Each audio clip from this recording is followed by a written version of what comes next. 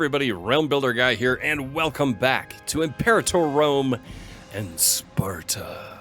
So, thank you again for everybody that's been watching the series and liking it, and commenting. I've got two more viewer storylines, narratives that I'm going to talk about here in a minute, and those are just awesome. I really appreciate those.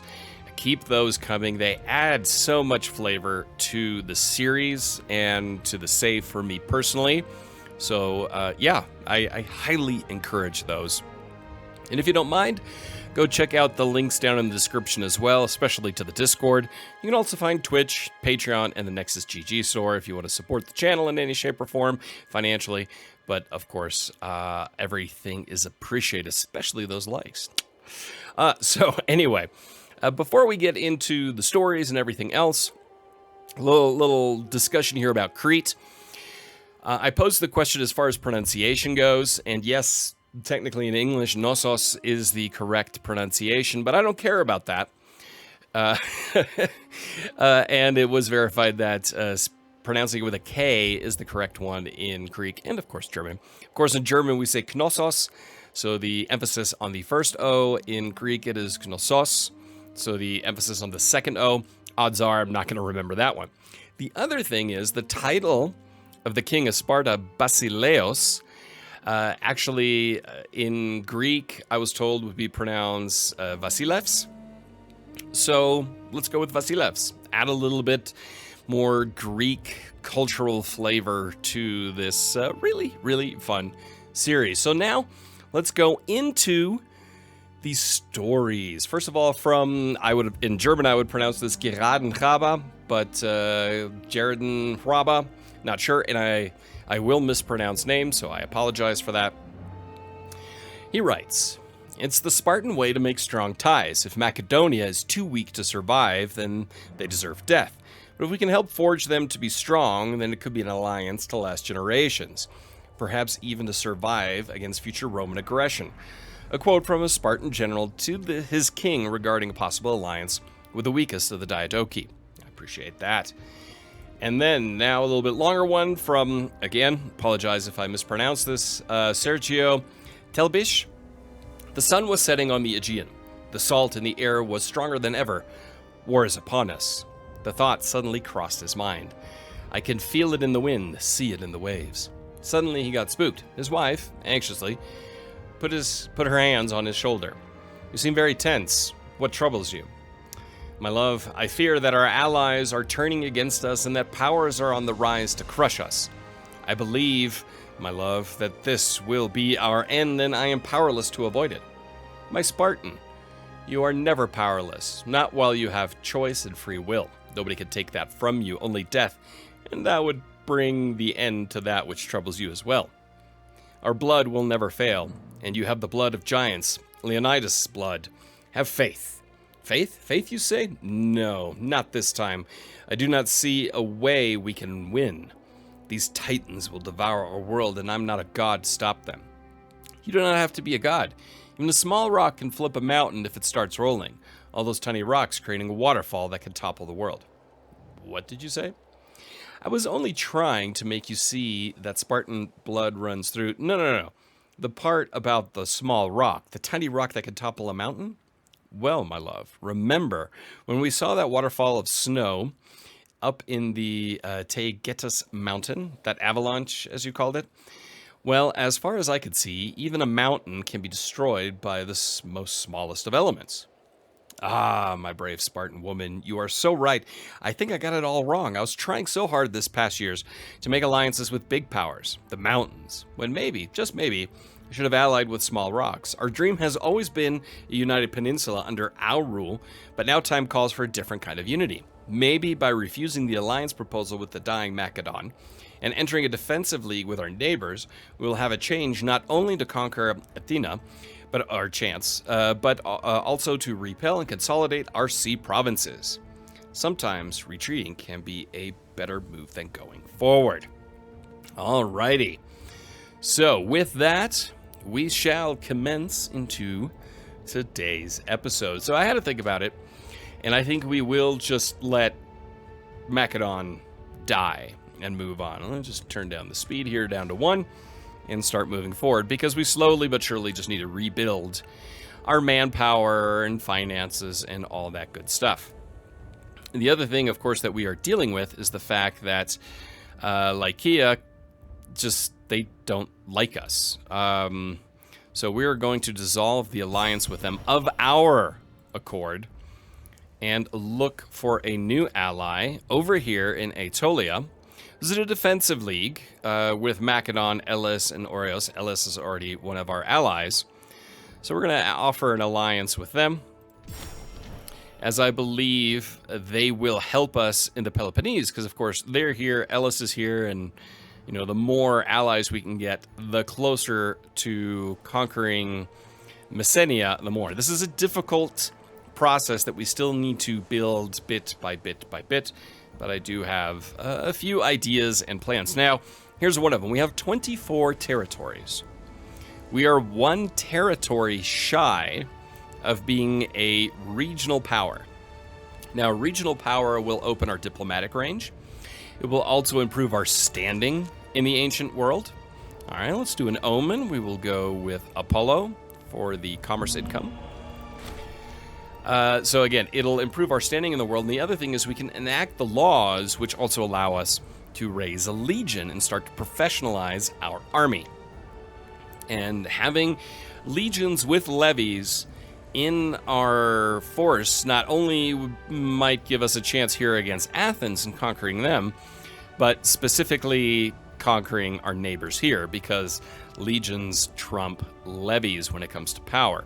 And we also need to build up our manpower. That's another key and important component.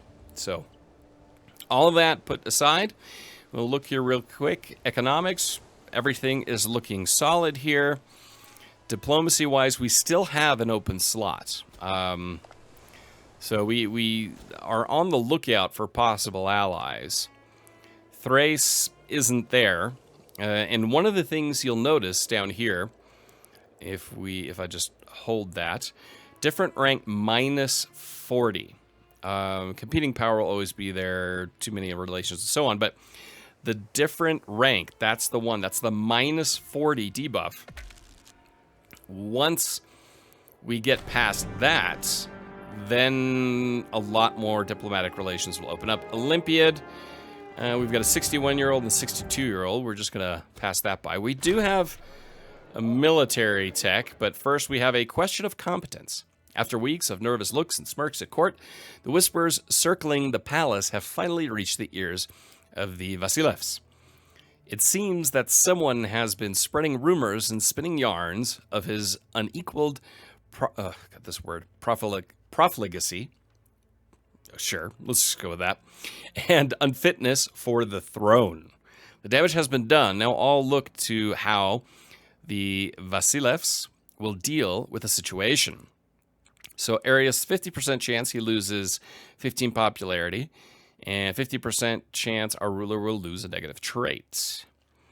Let's see, his popularity is 89, so let's see. Okay, let's select a tree. We are going to go right here. Heavy infantry offense, so the modernized Phalanx. So we will have that available to us, and now let's take a look here. He lost a negative trait. Let's see, he's lapsed. Trusting, harsh, discipline, but he didn't lose the popularity. So, you know, at least that's something positive. All right, now we can colonize territory. We can colonize Troyes, and we're going to do that. And this, dear Spartan citizens, this is what we've been waiting for. Boom. So we've colonized it. It is now part of Sparta. And here we go. Hit pause. This is a big one. My Vasilevs, Arius the First, Aegeid. We have increased in rank and are now a regional power country instead of a local power. Since we are now an independent country with at least 25 territories, the following special rules can be used. We can guarantee other countries, we can threaten war, we can have alliances. Well, we've always been able to have alliances. And the following effects. Build costs go down by 5%. Provincial loyalty does drop by 0.01. Integrated culture happiness up by 8%. Capital import routes go up by 1. Integration speed plus 0.15. Monthly wages for characters, okay, those go up by 7.5%. Diplomatic relations go plus 1. Monthly political influence plus 5%. War score cost minus 5%. Diplomatic range gets extended by 50%. Threshold for civil war gets dropped by 3%. And maximum mercenary armies plus 2. So, now we are somebody on the stage. So can we do anything? No, the Seleucids are still outside of our possibility. The Romans are still minus 35, so there's not much there. Antagonids, minus 11, so they're close, but not close enough. Thrace, minus 20. Epirus, minus 5. So this is still going to take a little bit of time before our relations go up, but they have already gone up significantly. The other thing we have now, of course, we can draft legions once I unpause and things tick over. Well, first I have to actually, enact the law, the Royal Guard law. Oh, pause. Royal Guard, and this will give us a discipline is plus 5%. Levy size multiplier plus 2.5%. We're going to lose 15 stability, but we'll regain all that. And it'll cost 35 political influence, but we are more than capable of doing that. We've enacted those laws. We have an extra trade route.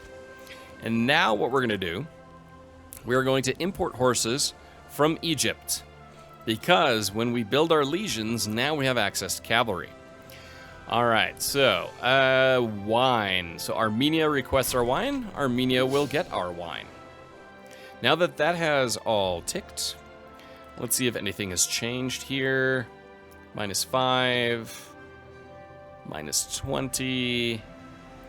Rome. Minus 35. The Antagonids. Minus 11. I mean, we're really, really close. But we're just going to keep on going. And kind of keep an eye on things as things grow and get better. Rising from obscurity. Spartan fortunes are rising. Over time, our kingdom has achieved both greater wealth and power. Traditionally, we have relied on the ability, valor, and dignity of our ancient and honorable families, but with rising fortune, there is also ample opportunity for new men of quality to rise beyond their birthright.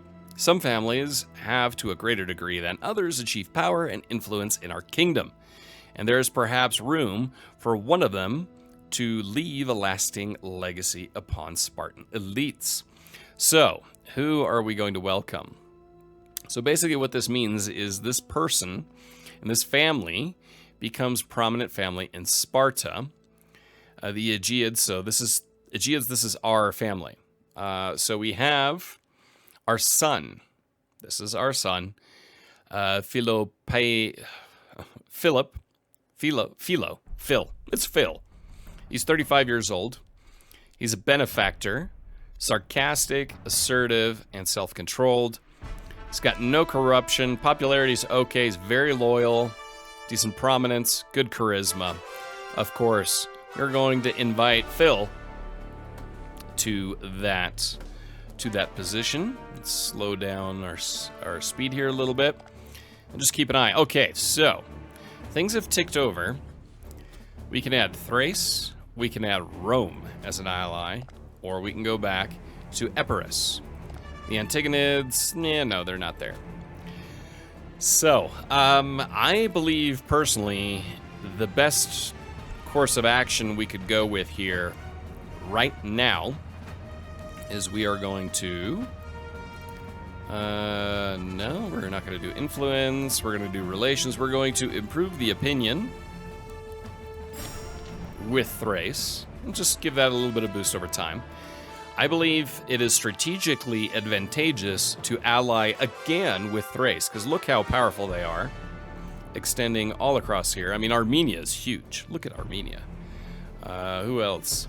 Dehay is big. Bactria is there. Rising from obscurity again. So it's the same thing. Who are we going to pick? 66-year-old Philotyros. 26 loyalty, 58 loyalty, 26 popularity. He's not bad. He's 66. Then we have Patroclus. He's 53.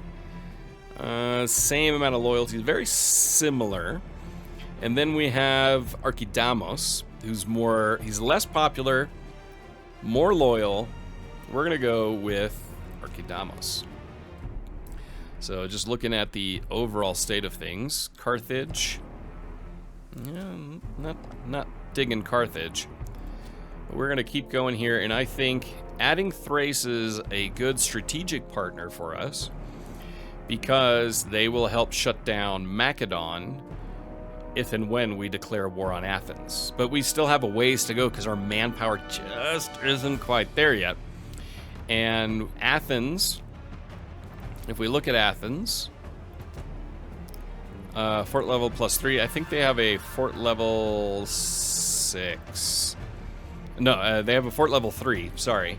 So that means you need 2,000 soldiers per fort level to even be able to lay siege to it. So you need 6,000 troops. And right now, I think we'd be somewhere in the realm of 4,000.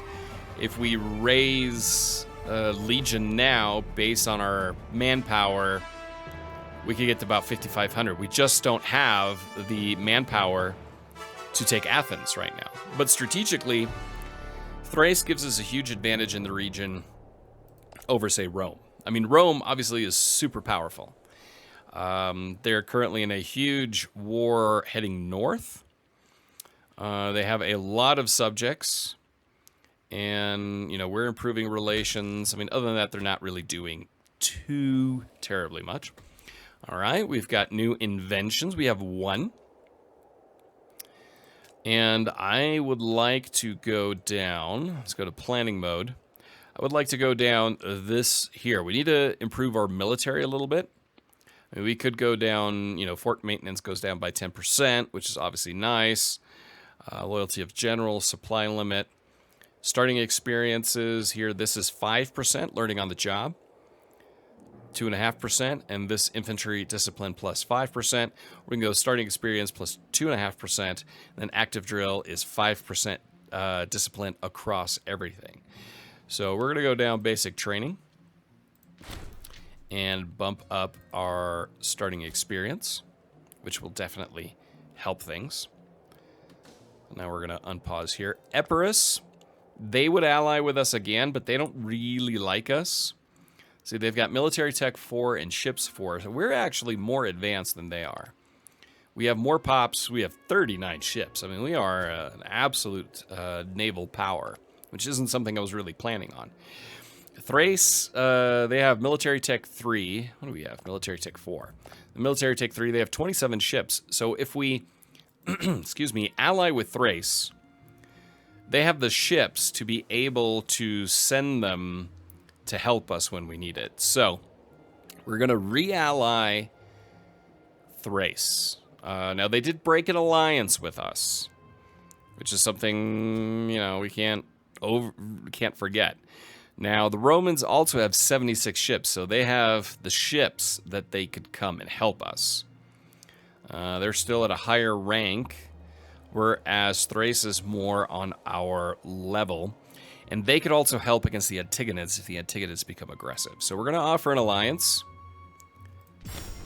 with Thrace yet again. I mean, I know they burned us once. It can happen. You know, it's in the past. You know, we can't concern ourselves with the past. We really need to look forward to the future. And I think Thrace is a powerful enough ally that when we then do go to war with the Athenians, they'll wreck Macedon. Foreign claims on Sparatus, Lycia now has a casus belli for Sparatus, so we got to keep an eye on that, which is something I kind of expected from them. They only have 7 ships, but they can do a landing here. Their military tech's pretty high. But they could land right across here and take it relatively quickly. But having Thrace on our side, and Thrace being right here, who we will... we're going to give them military access. And then we're going to let that tick over, and then we're going to ask for military access here next month, just so we have it in case we need it. You know, if there's a problem here and we can land on Kos and then hop skip on over. All right, we are seeing a few wars here in the Peloponnese. Let's see what's going on here. So Heraea is at war with the Heraean revolt. All right, I was really hoping that Megalopolis is at war with the Heraean revolt. I was really hoping that the Defensive League would disintegrate, because, oh man, would that make for something fantastic. Messenia Alliance? Yeah, I don't think so, buddy boy. All right, so right now, we've done a lot. We are now a regional power. We can start building a legion if we choose to. But for me, the important thing is right here, we need to just get our manpower up. Right now, it's still a little bit of an issue. Once the manpower is up where we need it to be, I'd like it to get at least to 2,500, ideally 3,000, because then we can build a 3,000-man legion. And with a 3,000-man legion plus, 4,000 in levies, roughly, we definitely have the military capacity to besiege Athens. War, there's been war. Dacian local power of Odrissa declared war upon Thrace. Okay, well, we will gotta bump up all of our maintenance. Let's take a look at that war here real quick. Where is Odrissa? Let's see. Plot, whispers in the dark. The greatest threat to any nation comes not from without, but from within. The constant infighting between those who would name themselves heir can consume countless resources and lives. Our spies at the court are certain that Davidos, a man who has made no secret of his ambition for the throne, is plotting to ensure his future by doing away with the competition. We should be watchful.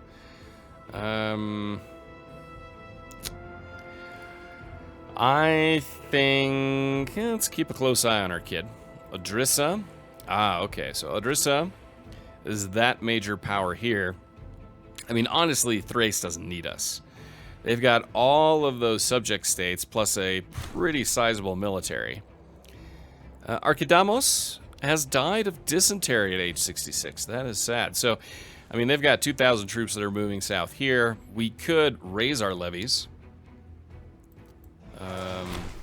Plot, meeting of the minds. Davidos has been spending increasing amounts of time with our beloved heir, Phil.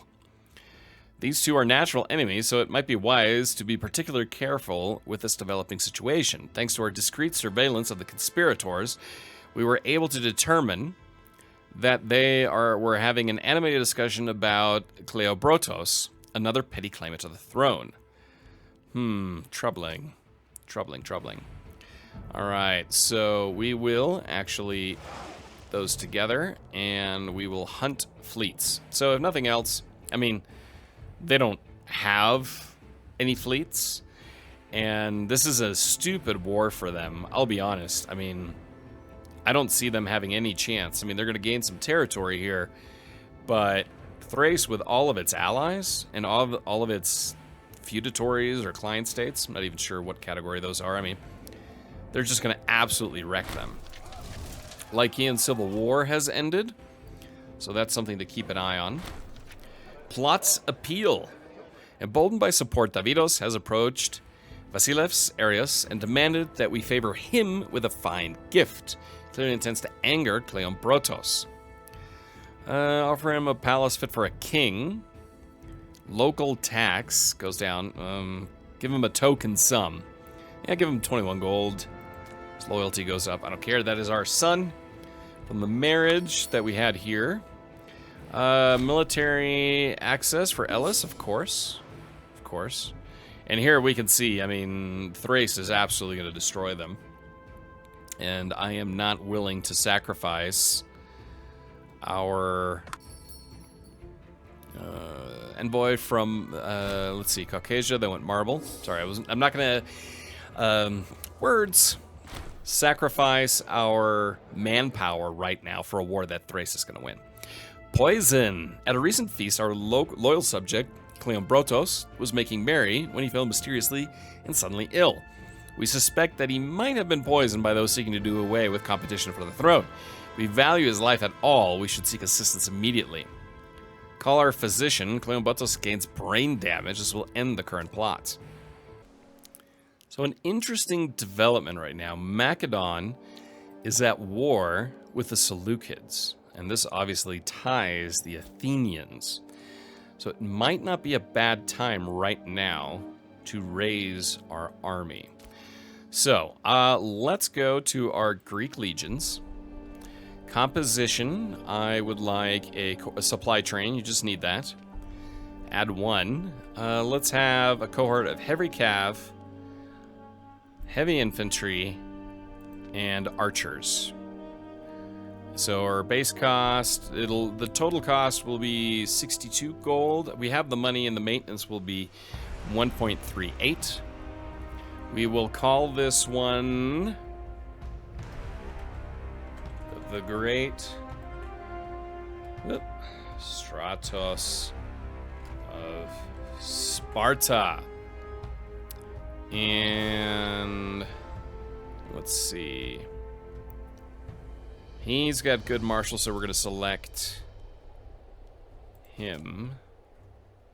Yeah. Ugh, now it went away. All right, I got to do that again. That's something they really need to improve. All right, supply train, archers, heavy cav, and heavy infantry. Can we add anything else? No, we cannot. All right. So, the first legion. Perfect. So, fantastic. All right, so we have our legion down here of 2,000. And I was told, put your primary cohort as your archers. They will retreat first, and then the heavy infantry will engage. Flanking, we will put the heavy cavalry on the flanks. And now, levies.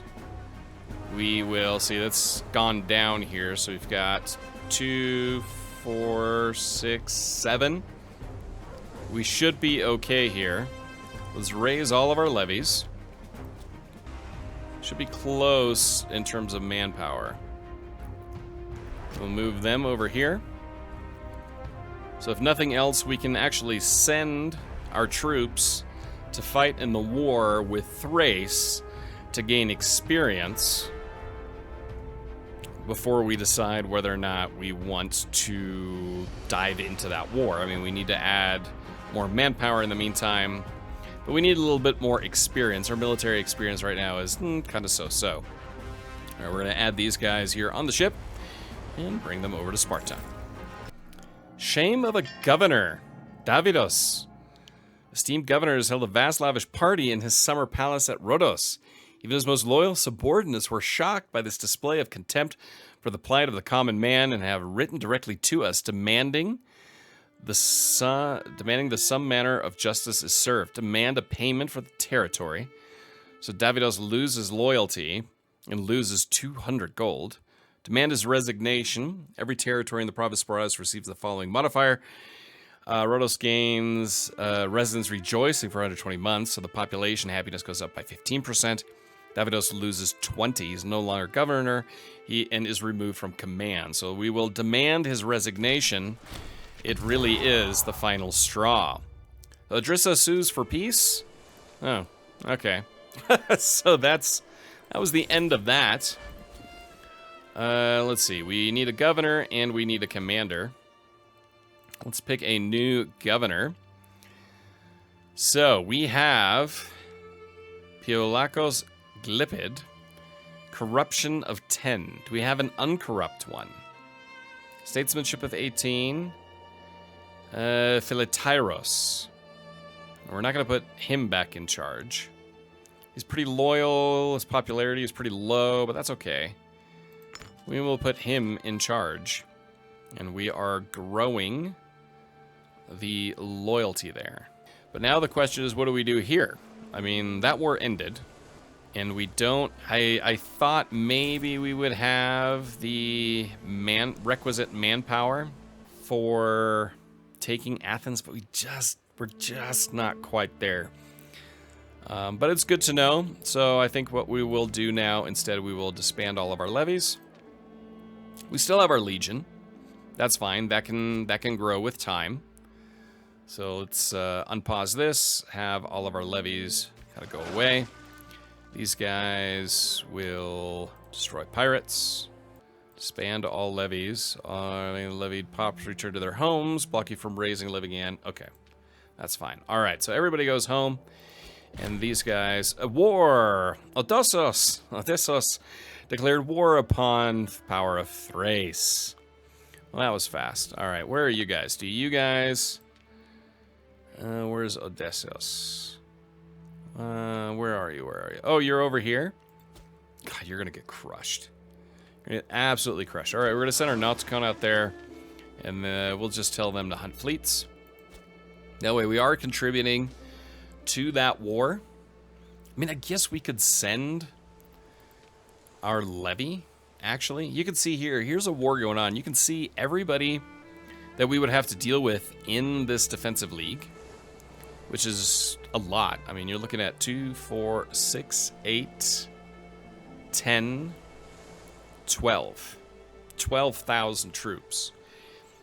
We would need to time this Peloponnesian War in a way that, you know, Thrace isn't necessarily tied up in war. And our other allies will come into it.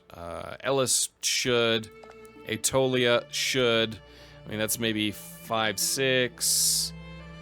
You know, we can get up to 5. That's 10. I mean, we're still a little bit short of what we need. I think what we're going to do, though, is send our Nauticon here.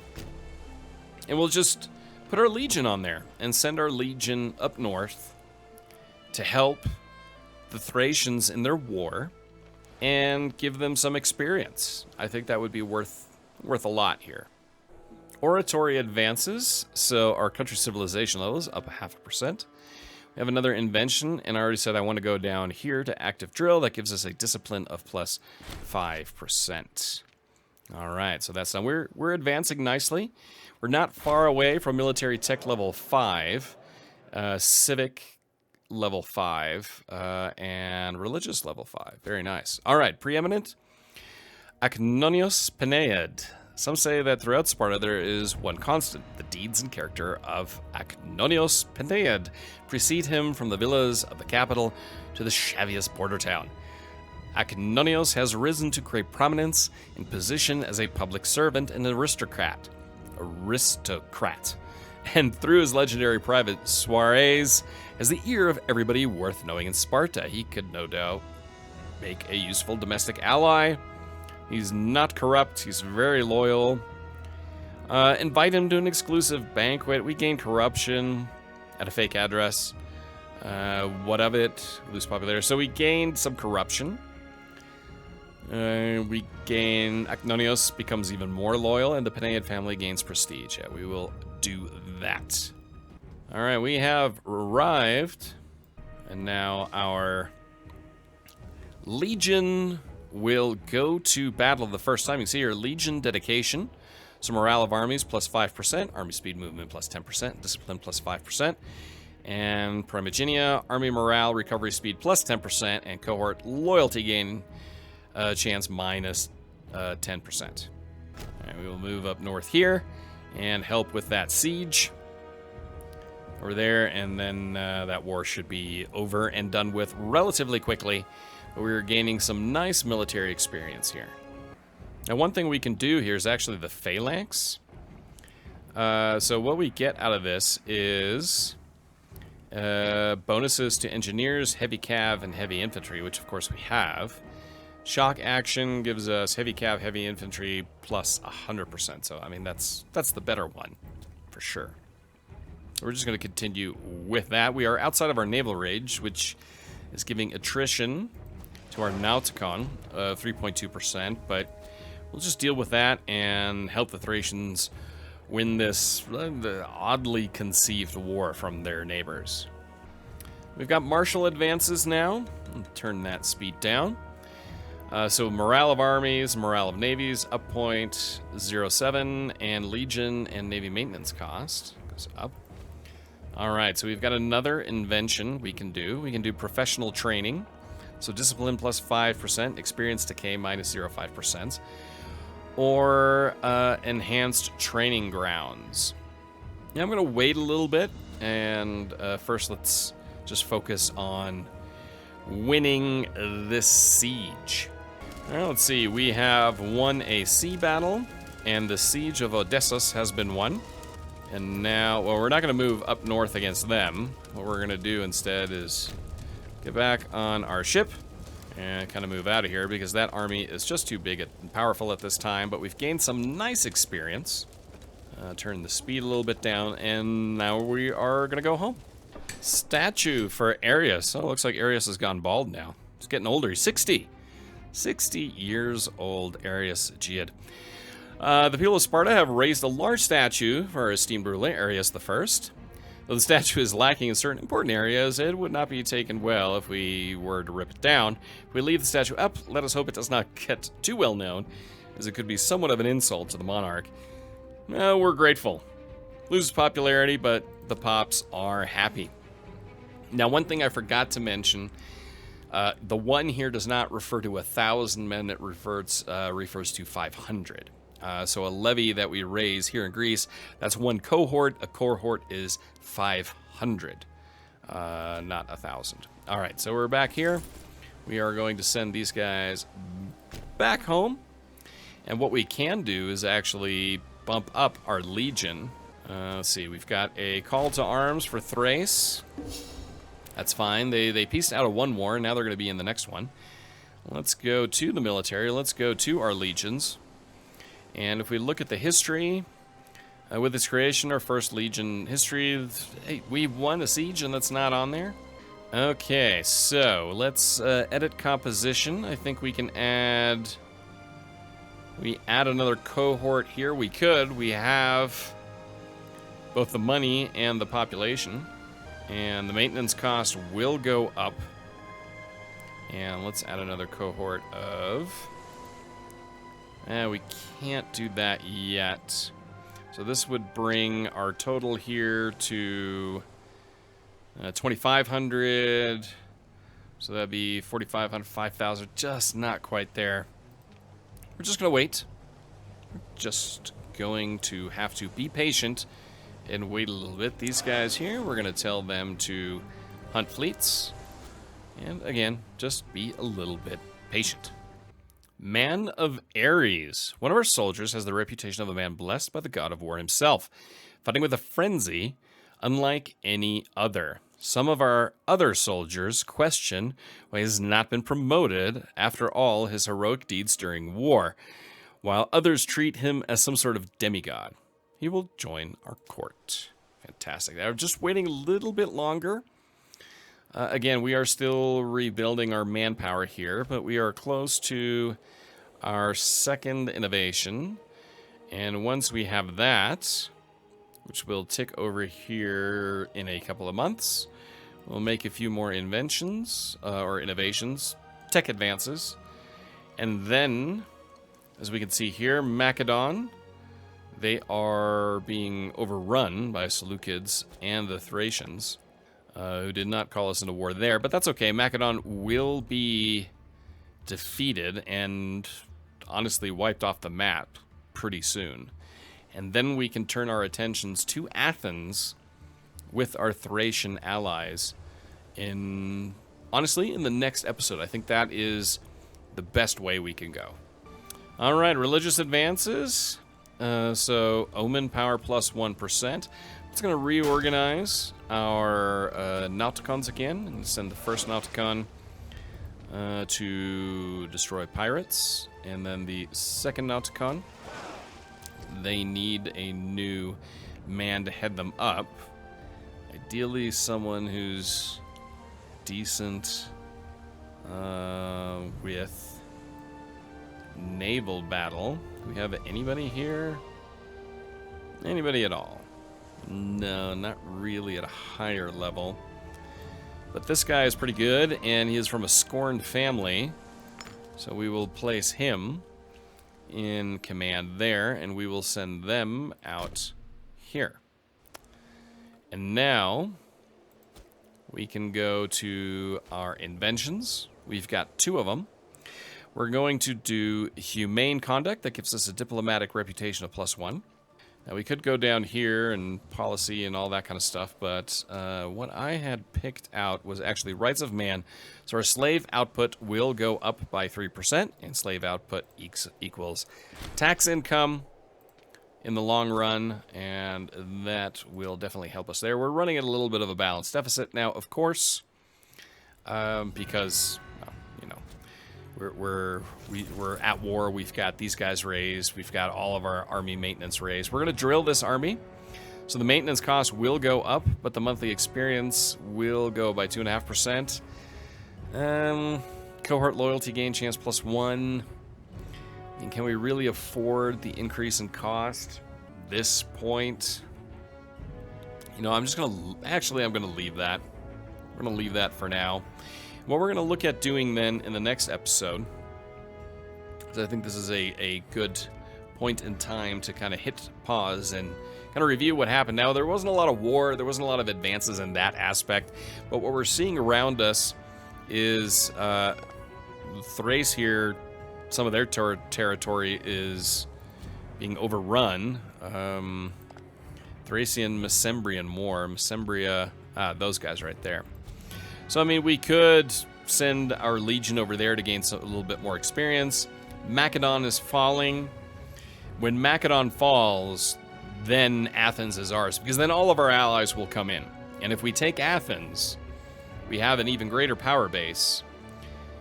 Or we eat up the last little bit here, which this is a war we should win with relative ease. We can send... We don't even have to raise all of our levies. We can bring in our levies from here. We can stock up our legions and take the rest of Crete. Or we can finally look at knocking these guys out in Messenia. It's going to be a tough one. We need to rebuild our economy just a little bit because, you know, legions cost money. We can't deny that. And being at war is a little bit of a pain when it comes financially.